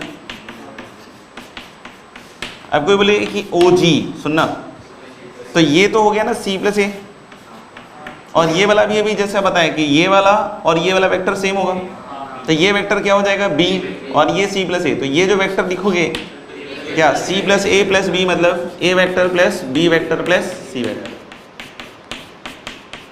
इसमें बस ध्यान रखना कि इसको हमने ओरिजिन मान रखा है। समझ में आ गया? ओरिजिन नहीं मानेंगे तो अगर कोई पॉइंट P ले लेते हैं तो इसको मैं लिख सकता हूँ PA वेक्टर, इसको क्या लिख सकता हूँ PB वेक्टर, इसको क्या लिख सकता हूँ PC। तो इसको मैं क्या लिखूंगा, PC प्लस PA। क्या लिखूंगा, PC प्लस PA। मतलब अगर कोई पॉइंट P भी होगा तब भी हम लोग बोल रहे हैं इन तीन वेक्टर्स के टर्म में सारे वेक्टर्स को अपन लिख सकते हैं। तो ये हो जाएगा क्या, ये वाला वेक्टर PC प्लस PA, ये वाला वेक्टर क्या हो जाएगा PB प्लस PC, वो वेक्टर हो जाएगा PA प्लस PB, और OG वाला क्या हो जाएगा PA plus PB plus PC। समझ में आएगा? बस वो O की जगह पॉइंट P आ गया, इतना ही तो हुआ ना। तो हम लोग बोल रहे हैं क्या कि ये आ गया। अब देखना, अब इसका मिड पॉइंट निकालो OG का, what's that, A plus B plus C by 2। ऐसे ही अगर BD का निकालोगे तो इन दोनों का सम अपॉन 2 ही तो होगा ना, यानी फिर से ये क्या आ जाएगा, A plus B plus C by 2। ऐसे ही एक और रिजल्ट है, एक तो हमने बोला कि इसके जो उसके बॉडी डायगोनल्स या जो भी डायगोनल्स हैं all of them are going to be concurrent at the point जिसको क्या कहेंगे सेंटर ऑफ द पैरेललोपिपेड, और वहां पे वो बाइसेक्ट भी हो रहा है, ठीक है ना। ऐसे ही आप अगर ऑपोजिट एज को ज्वाइन करो, जैसे बी एफ का ऑपोजिट एज क्या होगा सी डी, तो अगर हम लोग ऑपोजिट एज के मिड पॉइंट्स को अगर ज्वाइन करोगे ये भी इससे गुजरेगा और ये भी इस पे क्या होगा बाइसेक्ट, क्योंकि आप इसका मिड पॉइंट निकालोगे, अगर ये मिड पॉइंट है तो a बाई 2 प्लस बी, ठीक है ना, a बाई 2 प्लस बी, और ये point c plus a by 2, हाँ a बाई 2 प्लस सी। इन दोनों को ज्वाइन करने वाले लाइन सेगमेंट का मिड पॉइंट निकालो, तो इन दोनों का sum that is a plus b plus c और अपॉन 2, मतलब यही पॉइंट तो आएगा ना। तो यानी हम लोग बोल रहे हैं कि एक तो बॉडी डायगोनल्स और दूसरा ऑपोजिट एज के मिड पॉइंट्स को ज्वाइन करने वाली जो लाइन है वो भी क्या पास करेगी सेंटर ऑफ पैरेललोपिपेड से। तो लिख सकते हैं, क्या लिखेंगे, पहला result 4 diagonals of the पैरेललोपिपेड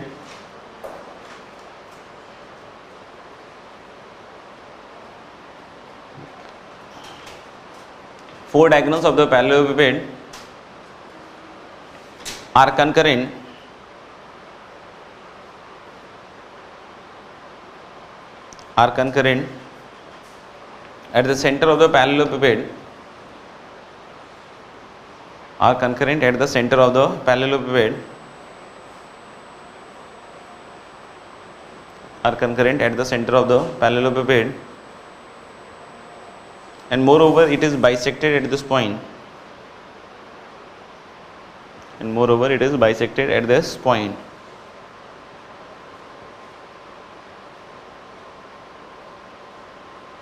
Moreover it is bisected at this point. Second point लिखना, the line joining the midpoints of the opposite edges, the line joining the midpoints of the opposite edges, the line joining with the midpoints of the opposite edges of the parallelepiped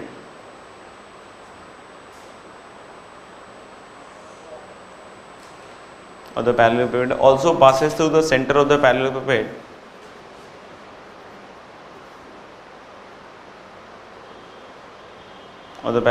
also passes through the center of the parallelepiped and is bisected at this point, and is bisected at this point. बाकी जो लिखना है जल्दी लिखो, लिख लिया। The next is question, centre of the पैरेललोपिपेड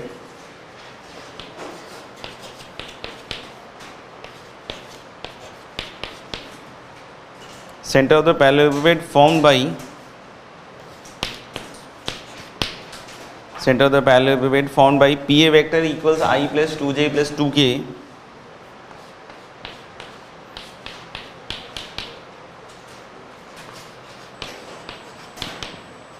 PV vector equals 4i minus 3j plus k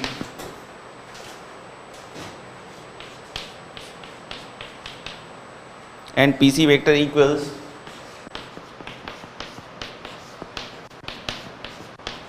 3i plus 5j minus k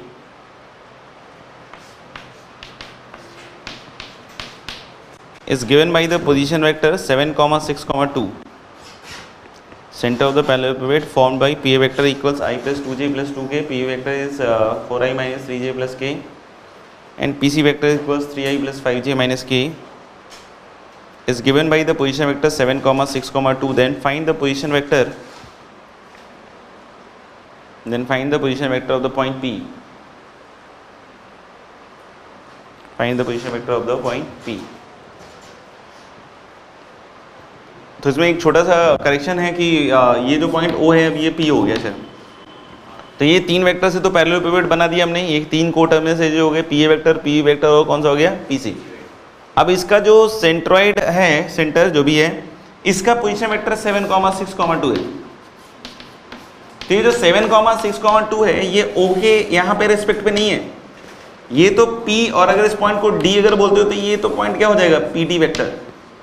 position vector तो D का किसके टर्म होगा, जो इस सिस्टम का ओरिजिन होगा, समझ में आएगा। तो उस चीज को अपन को ध्यान रखना पड़ेगा। लेकिन हाँ, पीडी वेक्टर लिखना तो हम जानते हैं ना।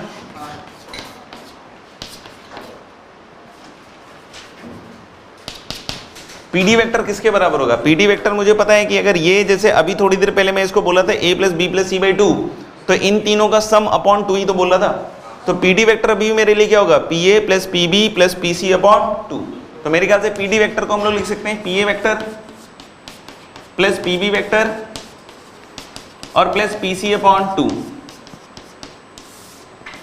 देख लो, तो यानी कि हम लोग बोल रहे हैं कि पी ए प्लस पी, तो 4 3 7 1 8 अपॉन 2 कितना हो जाएगा, 4 आई क्या।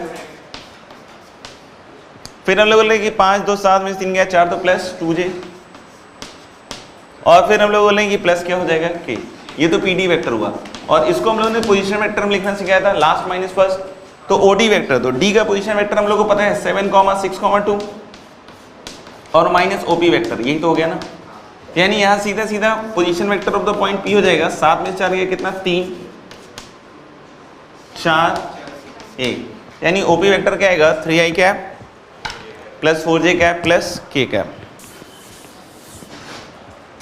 Next heading you can write is vector equation of A line. Vector equation of A line.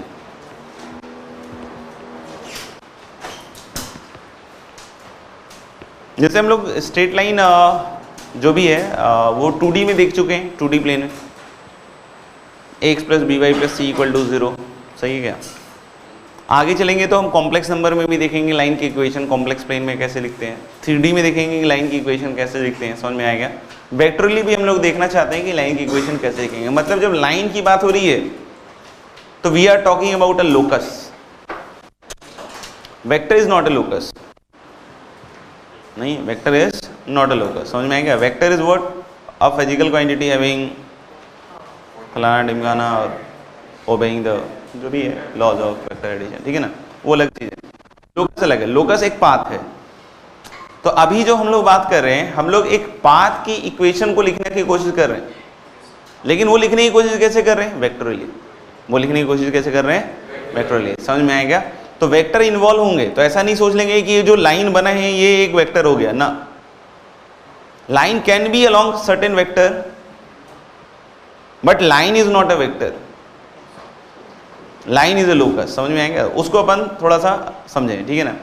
दूसरी बात ये कि जब भी हम लोकस लिखने की तैयारी करते हैं तो पहले हम कुछ स्टार्ट करते हैं, जैसे कि एच के से स्टार्ट कर लिया, नहीं एच के ऑलरेडी यूज है तो यूवी से स्टार्ट कर लिया, नहीं यूवी अगर यूज है तो कुछ और ले लिया, नहीं। तो इस तरीके से हम लोग क्या करते हैं, एक वेरिएबल पॉइंट लेके स्टार्ट करते हैं। And what we try to do is कि we try to develop a relation in those two variables.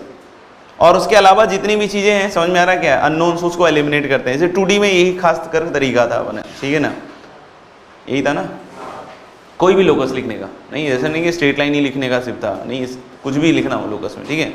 तो यानी कि हर बार हम लोगों को क्या चाहिए होता है लोकस लिखने के लिए, एक वेरिएबल पॉइंट पहले तो, जिसको हम लोग बाद में 2D में हमेशा एक्स वाई लिखते थे।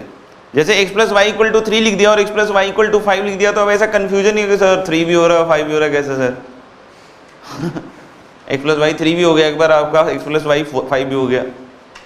नहीं x square plus y square equal to 1 लिख देते तो एक्स स्क्वायर, मतलब वो अलग अलग पाथ है जिसमें जो वेरिएबल पॉइंट है वो हर बार क्या है, x comma y. Variable point हमेशा क्या है आपका, x कॉमा वाई, बस इतना ही है, ठीक है ना। 3D में जाओगे तो आपको एक्स वाई जेड चाहिए होगा लोकस लिखने के लिए, तो उसको स्टार्ट करोगे तो UVW से स्टार्ट करोगे, LMN से स्टार्ट करोगे, HKL से स्टार्ट करोगे, मतलब कोई एक उससे स्टार्ट करोगे और अल्टीमेटली उनमें क्या एक रिलेशन बनाएंगे समझे लोकस लिखने के लिए। तो वेक्टरली भी हमको कुछ एक वेरिएबल पॉइंट तो चाहिए होगा, क्योंकि हर बार मेरे को जो सबसे इंपॉर्टेंट चीज दिख रही है वो क्या दिख रही है कि सबसे पहले तो मुझे वेरिएबल पॉइंट को एक्सप्रेस करने का तरीका आना चाहिए, वेरिएबल पॉइंट के बीच का एक कोई रिलेशन आना चाहिए, समझ में आएगा। तो यहाँ भी वेक्टरली भी एक वेरिएबल पॉइंट चाहिए होगा, लेकिन वेरिएबल पॉइंट के कोऑर्डिनेट्स नहीं चाहिए होंगे। This time we need the position vector, क्योंकि आप देख सकते हो कि 2D प्लेन में जिस पॉइंट को मैं x, y बोल रहा हूँ उसको वेक्टरली बोलूंगा तो क्या बोलूंगा, xi cap plus y j cap, यानी कि हम लोग पोजीशन वेक्टर के टर्म में काम करेंगे। तो यहाँ पे भी जब वेक्टरली हम लोग को लिखना है, क्या लिखना है, लोकस। तो अगर हम लोग को वेक्टरली लोकस लिखना है तो सबसे पहला काम होगा एक वेरिएबल पॉइंट, और उस वेरिएबल पॉइंट का पोजीशन वेक्टर, और उसको हमेशा हम वेक्टर्स में आर वेक्टर से रिप्रेजेंट करेंगे। जैसे 2D में xy, 3D में xyz, समझ में आ गया? वैसे ही हम लोग बोल रहे हैं क्या कि हम लोग वेक्टरली उस वेरिएबल पॉइंट का जो पोजीशन वेक्टर है, that itself is again variable, ठीक है ना, उसको हम किससे हमेशा डिनोट करेंगे? R vector. हाँ, किसी को लग रहा होगा नहीं सर मैं आर वेक्टर की जगह क्यू वेक्टर लिख लूँ, तो मैं ऐसा बुरा नहीं मानूंगा, समझ में आएगा? और लिख भी लो तो कोई, लेकिन हाँ आपको पता होना चाहिए वो चीज़ क्या रिप्रेजेंट कर रहा है, बस इतना तो पता होना चाहिए। कोई बोले कि नहीं सर मैं क्यू वेक्टर से स्टार्ट करके आर वेक्टर पे जाना चाहूँगा, तो यहाँ पे इतनी पंचायत नहीं चलती है, ठीक है ना, क्योंकि इतना हाई फाई लोकस निकालने के लिए हमको नहीं आता, क्योंकि हमको जो अभी तक 2D में लोकस लिखने के लिए आता था उसमें 3-4 कर्व डाल देता था। अब 3D में 3-4 कर्व डाल देगा और बोलेगा लोकस निकालो, तो आधे तो हाथ पाँव ऐसे भूल जाएंगे, समझ में आएगा? तो इसलिए उतना ज़्यादा लोकस रिलेटेड प्रॉब्लम यहाँ पे सॉल्व करने के लिए हमारे को नहीं आता है, समझ में आएगा? लेकिन हाँ, अभी फॉर द टाइमिंग हम जिसकी बात कर रहे हैं that is vectorial equation of line. अब बात है कि लाइन को यूनिक करना पड़ेगा। जैसे हम क्या करते थे 2D में कि 2 पॉइंट बोलते थे कि इन दोनों पॉइंट के थ्रू पास करने वाली लाइन, तो लाइन फिक्स हो जाता था। लाइन गुजरिंग थ्रू दिस पॉइंट पासिंग और having slope this, line fix हो जाता था। अब यहाँ पे स्लोप कैसे डिफाइन कर सकते हैं? स्लोप लोप तो डिफाइन नहीं कर सकते, 3D में आ गए ना, चश्मा लगा लिया ना 3D वाला, तो अलग 3D में अगर आ गए तो हम लोग बोलेंगे लाइन का स्लोप लोप नहीं आता। यहाँ पे जब हम 3D स्टार्ट करेंगे तो हम लोग बोलेंगे स्लोप के साथ नहीं चलेंगे, हम लोग चलते हैं डायरेक्शन कोसाइन डायरेक्शन रेशियो के साथ। वो क्या होता है वो भी आगे पता चल जाएगा, समझ में आएगा? मतलब हम लोग बोले स्लोप टाइप का टर्म 3D में हम यूजलेस समझें, समझ में आएगा? हाँ, वहाँ पे अलग तरह के टर्म्स आएंगे और which we will see later on जब हम 3D स्टार्ट करेंगे। फॉर द टाइमिंग जो हम लोग बात करें again vector equation of line, तो हम चाहते हैं क्या कि हमारे पास ऐसा डेटा होना चाहिए ना कि सबसे पहले वो लाइन फिक्स हो, तभी तो उसको लिख पाएंगे। तो वन ऑफ द तरीका can be, one of the way can be कि a line passing through a point whose position vector is a vector. एक लाइन है जो पास कर रहा है किससे? एक पॉइंट से जिसका लगेगा, अच्छा तो हम लोग बोलेगा कि line passing through a point whose position vector is what? A vector. समझ में आएगा? तो एक लाइन होगी नहीं, बहुत सारी। अगर कोई बोला है कि एक लाइन है जो पास कर रहा है एक पॉइंट से, उस पॉइंट का पोजीशन वेक्टर ए वेक्टर है, मतलब कहीं ओरिजिन पड़ा हो तो उसको ज्वाइन करने वाला वेक्टर ए वेक्टर है, उसका कोई लेना देना नहीं है, लाइन इससे पास कर रहा है नहीं, उसका पोजीशन वेक्टर हम लोग बोल रहे हैं क्या है? A vector. तो इससे तो बहुत सारी लाइन जा सकती है ना। अगर मैं डायरेक्शन फिक्स कर दूं कि the line passing through a point with position vector is a vector and parallel to a vector b, तो अब क्या लाइन फिक्स हुई? पक्का? कितनी लाइन चाहिए? 2? एक, क्योंकि लाइन का डायरेक्शन नहीं होता है। तो आप बोलोगे सर एक ऐसी वाली लाइन आएगी एक ऐसी वाली लाइन आएगी, तो वो नहीं चलेगा, समझ में आएगा? लाइन तो क्या आएगी? ए। लेकिन क्या लाइन फिक्स हुआ? पक्का? तो अब हम लोग एक ये इनिशियल डेटा चालू करते हैं और उसकी वेक्टोरियल इक्वेशन लिखने के लिए कोशिश करेंगे। वेक्टोरियल इक्वेशन में हमारे को क्या चाहिए होगा कि उस लाइन या उस लोकस के ऊपर जितने पॉइंट्स हैं वो सब उस इक्वेशन से रिलेट हो रहा है। जैसे मैं बोलता हूँ x + y = 5 is the equation of line in 2D, तो any point which lies on the line will be satisfying that equation and which does not satisfy that, वो उस लोकस पे लाई नहीं कर रहा होगा। समझ में आ गया? यानी हम लोग को फिर से एक ऐसा इक्वेशन बनाना पड़ेगा जिसमें उस लाइन के जितने भी पॉइंट्स हैं वो सब उसको क्या कर रहे हो? सेटिस्फाई। समझ में आएगा? इस तरह का कुछ हम लोग एक्टिविटी करना चाह रहे हैं। समझ में आएगा? तो लिख सकते हैं, यहाँ से चालू कर सकते हैं। टू फाइंड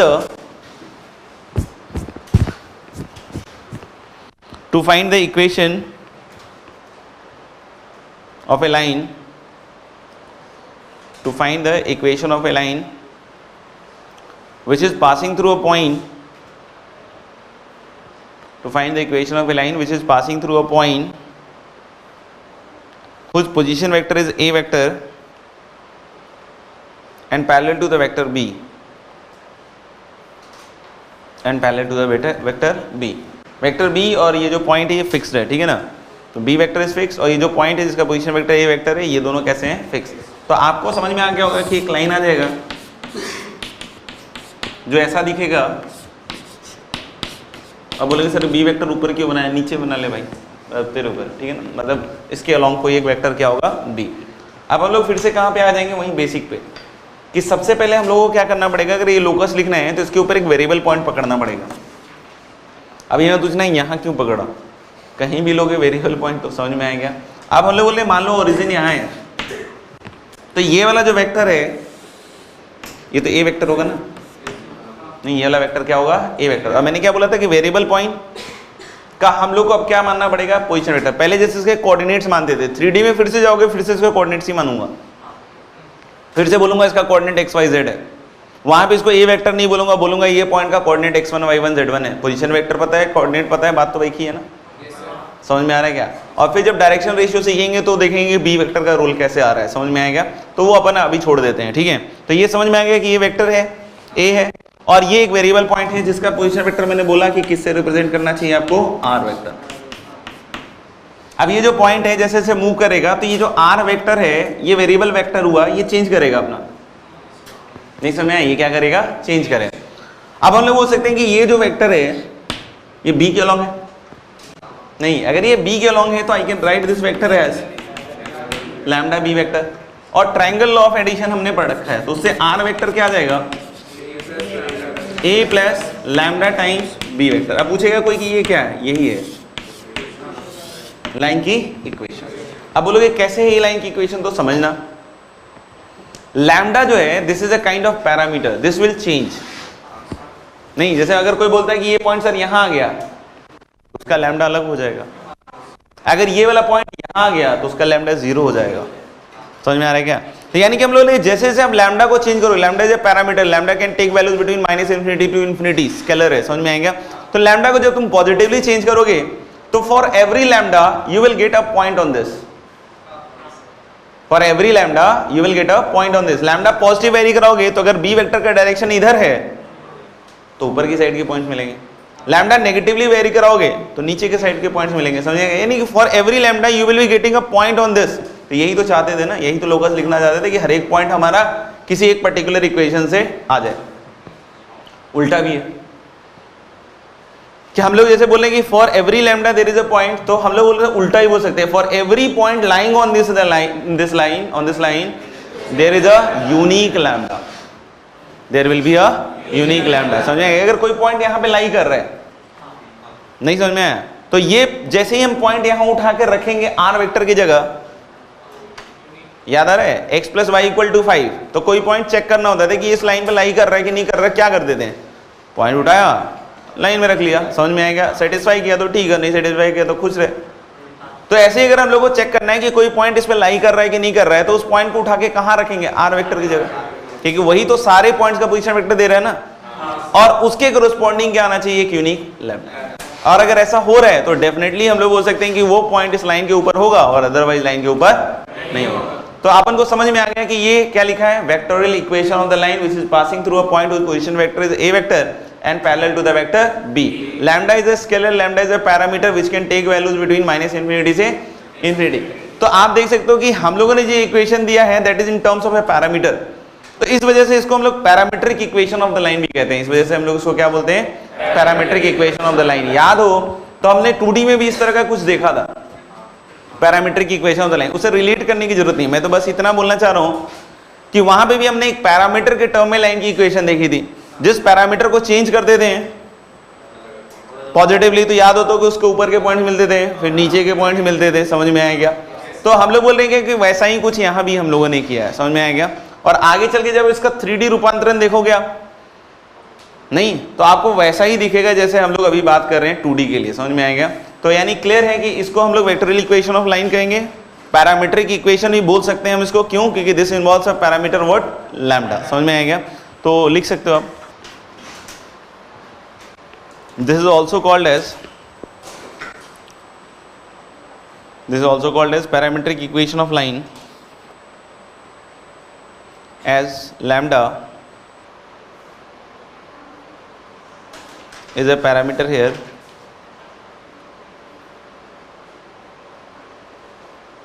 आगे लिखेंगे as lambda changes this will give, as lambda changes this will give the position vector, as lambda changes this will give the position vectors of different point, this will give position vectors of different point lying on the line different points lying on the line, and conversely for any point lying on the line, and conversely for any point lying on the line, for any point lying on the line, there exists a unique lambda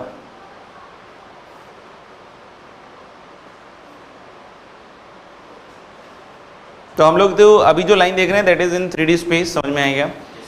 दूसरी चीज ये कह सकते हैं कि अगर plane में कभी भी आप दो लाइन लोगे तो सिर्फ दो ही चीजें हो सकती हैं, either they are going to intersect or they are going to be parallel. नहीं, अगर हम लोग किसी भी प्लेन में अगर कोई दो लाइन लेंगे तो उनके पास दो ही चॉइसेस हैं, क्या, या तो भिड़ जाएं आपस में या फिर क्या हो जाए, पैरेलल। बट 3D स्पेस में ऐसे दो चॉइसेस हैं हमारे पास लाइन के, जो ना इंटरसेक्ट कर रहे हो ना तो पैरेलल हो। और ऐसे लाइंस को हम लोग स्क्यू लाइंस भी कहते हैं। क्या कहते हैं ऐसे लाइंस को? स्क्यू। जैसे आप बोलोगे कैसे, जैसे आपने देखा होगा अभी टेट्राहेड्रन के ऑपोजिट एज देख लो, कभी भी ना तो इंटरसेक्ट करेंगे ना तो पैरेलल होंगे। नहीं, जैसे ये पेन देखो, दो ही काफ़ी है। जैसे हम लोग बोल रहे हैं कि ये एक लाइन इसके अलॉन्ग ले लें, वेक्टर नहीं है, ये क्या है, लाइन। अब ऐसा नहीं कि लाइन को ऐसे ऊपर नीचे कर देना, वो लाइन सेम नहीं रहेगी because line is a locus, ठीक है ना। वेक्टर को ऊपर नीचे करके इधर उधर घुमा दिया, ठीक है ना, उतना चलता है, समझ में आएगा। लेकिन लाइन को इधर उधर मत कर देना कि सर ये देखो ये लाइन घुमा के यहाँ ले आए नहीं, वो लाइन अलग हो जाएगी, ठीक है ना। अच्छा कोई नहीं, करके देखना। तो हम लोग बोले क्या कि एक लाइन ऐसे ले लिया और एक लाइन ऐसे ले ली, क्या ये दोनों लाइन पैरेलल हैं, इंटरसेक्टिंग? तो हम लोग बोले कि इन्हीं लाइन को अपन क्या कहते हैं, स्क्यू लाइन। क्लियर है, समझ में आ गया, ठीक है। इसको हम लोग नॉन कोप्लेनर लाइन्स भी बोल सकते हैं, because they are not in the plane. हाँ, ला सकते हैं ना एक प्लेन में, अभी वो मना कर रहा था तो हम लोग बोल रहे हैं क्या कि these two lines can be called as what, non coplanar. अगर कोई बोलता है कि दो टू लाइन्स आर कोप्लेनर, इसका मतलब हमेशा क्या रहेगा कि either they will be intersecting one और दे विल बी पैरेलल। समझ में आ रहा है इसका डिफरेंस इस वर्ड का, ठीक है ना। तो लिख सकते हो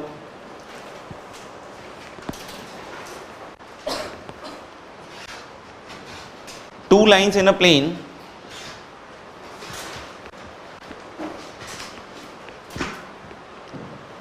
plane is either intersecting or parallel.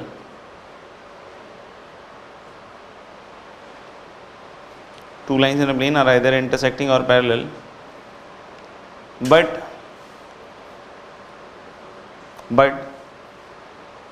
there may be two lines in space. There may be two lines in space which is neither parallel nor intersecting.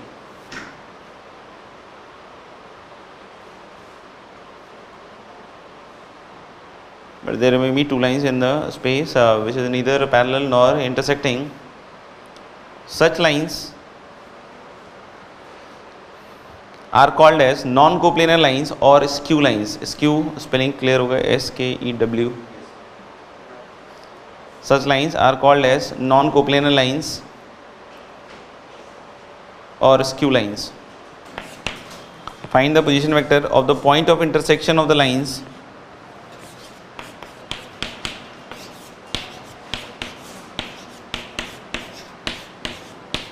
find the position vector of the point of intersection of the lines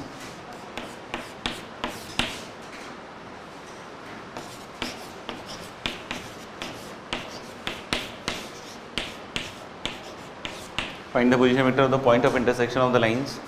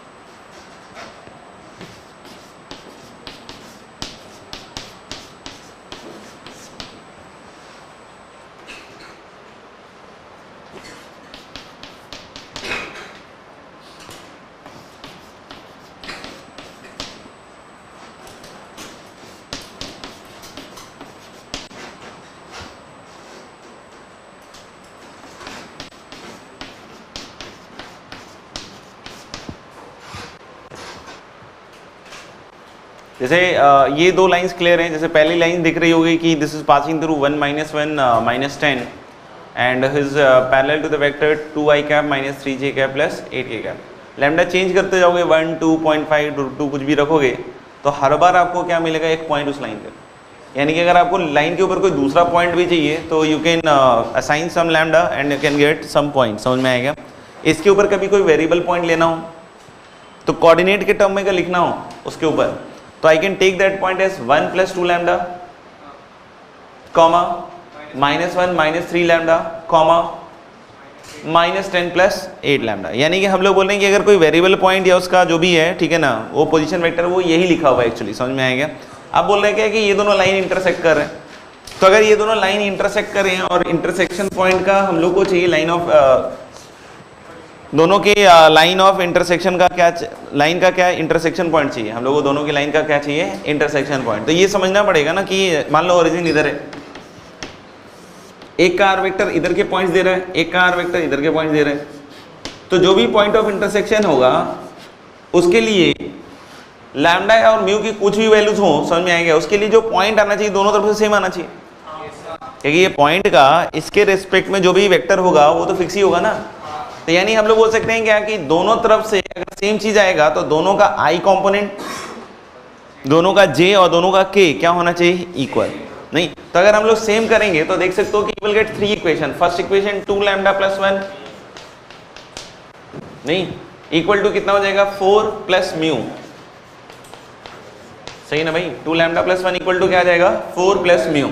ऐसे ही दूसरा देख सकते हो कि -3 lambda + 1, तो 3 lambda + 1 सही है ना, और इक्वल टू क्या आएगा, 4 mu + 3। and the third equation this is going to be what, 8 lambda - 10 equals कितना हो जाएगा, इधर से आपके पास 7 म्यू - 1।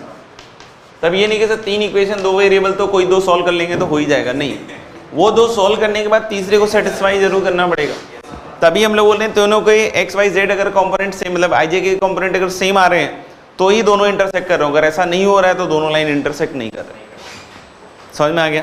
तो हालो वाले जैसे इक्वेट करोगे तो मुझे लैम्डा इक्वल टू 2 और म्यू 1, चाहो तो इन दोनों को सॉल्व कर लो, लैम्डा को 2 और म्यू 1 आएगा और ये इसको सेटिस्फाई भी कर रहा है। समझ में आएगा। तो लैम्डा इक्वल टू 2 हो चाहे म्यू इक्वल टू 1 हो, दोनों से पोजीशन वेक्टर क्या आएगा, सेम, और वही इसका क्या होगा, पोजीशन जो भी है vector of the point of intersection. तो कितना आ जाएगा, 5 - 7 होगा, पक्का ना, 3 दूनी 6 1 7, और फिर हम लोग बोलेंगे कितना, 6। तो this will be the point of intersection, that is 5, -7, 6। Second वाला नो पॉइंट ऑफ इंटरसेक्शन। तो पॉइंट ऑफ इंटरसेक्शन नहीं आएगा, इसका मतलब कि जैसे आप दोनों के i और j को अगर इक्वेट करते हो तो लैम्डा आ जाएगा और म्यू भी आ जाएगा, लेकिन वो तीसरे इक्वेशन को सेटिस्फाई नहीं करेगा। अब पॉइंट है कि अगर इंटरसेक्ट नहीं करे, जैसे इसको देने के 2 तरीके हो सकते हैं, तो एक point the point of intersection, नहीं एक तो ऐसा ही हो सकता है, या फिर ऐसा हो सकता है कि how many planes will be there which contains these 2 lines, या is there exist any plane which contains the 2 line, ऐसा कुछ भी हो सकता है। समझ में आएगा। तो पहले केस में तो एक प्लेन मिलेगा, क्योंकि अगर 2 लाइन इंटरसेक्टिंग है तो there is going to be a unique plane which will contain the 2 line. समझ में आएगा। अगर ये इंटरसेक्ट नहीं कर रहा तो अब क्वेश्चन है कि इंटरसेक्ट तो पैरेलल के केस में भी नहीं करता, तो ऐसा बोल सकते हैं क्या कि ये एक प्लेन में आ रही होंगे 2 लाइन, नहीं, इसको पहले समझना पड़ेगा। हालांकि इंटरसेक्शन नहीं आ रहा और साथ ही साथ ये पैरेलल भी नहीं है, क्योंकि अगर पैरेलल होता तो ये जो 2 लाइन जिस वेक्टर के पैरेलल हैं वो वेक्टर ही तो आपस में पैरेलल हो जाएंगे ना, यानी a इक्वल टू लैम्डा भी वहां होना चाहिए। तो यहाँ पे दिख रहा है क्या, ऐसा कुछ नहीं, तो यानी हम लोग बोले ये दोनों लाइंस पक्की बात है पैरेलल नहीं है, यानी उसकी वजह से इंटरसेक्शन नहीं मिल रहा है, ऐसा नहीं है। समझ में आएगा। हालांकि क्या कि नॉन पैरेलल है पक्का, और नॉन इंटरसेक्टिंग भी है। तो किस तरह की लाइंस हुई है, स्क्यू लाइन। तो will there be any plane which will contain the 2 lines, no. समझ में आ गया। तीसरा स्ट्रेट लाइंस, गुड।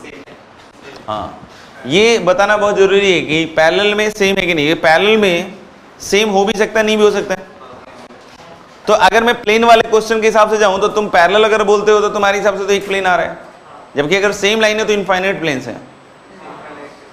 अगर ये दोनों एक ही लाइन है तो how many planes will contain this line? Infinite, खूब सारे। तो यानी वहां पे गड़बड़ होने के चांस है, यानी ये पक्का पता करना पड़ेगा कि ये पैरेलल है कि नहीं। तो देख सकते हो मतलब सेम है या नहीं है। जैसे ये पैरेलल तो दिख ही रहा है, 2 टाइम्स कर लो इसको, देखो 6 4 2, ये दिख रहा है, पैरेलल तो लाइंस पक्का है। अब बात है कि सेम है या नहीं है।